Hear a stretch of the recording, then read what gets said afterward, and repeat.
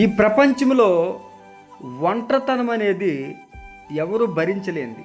చాలామంది భర్తలు కోల్పోయి, చాలామంది భార్యలు కోల్పోయి, చాలామంది తల్లిదండ్రులు పిల్లలు కోల్పోయి ఒంటరిగా జీవిస్తూ ఒంటరితనాన్ని వాళ్ళు భరించలేనటువంటి స్థితిలో ఉంటారు. అయితే దేవుడు మనకు తోడుగా ఉండే దేవుడు. మనకు తోడుగా ఉంటాడాయన. ఎవరు విడిచిపెట్టినా, ఎంతమంది మనకు దూరమైనా ఆయన మనకు తోడుగా ఉండే దేవుడు.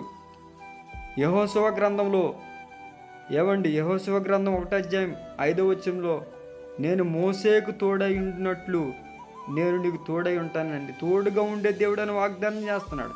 అయితే ఇక్కడ పాయింట్ ఏంటంటే, తోడుగా ఎప్పుడు ఉంటారు జనాలు మనతో? మనుషులు అందరూ ఉంటే, అన్నీ ఉంటే, పరిస్థితులు బాగుంటే తోడుగా ఉంటారు.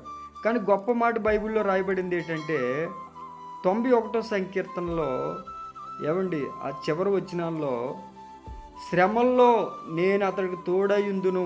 ఎంత గొప్ప మాట! శ్రమల్లో తోడుగా ఉండే దేవుడు మన దేవుడు.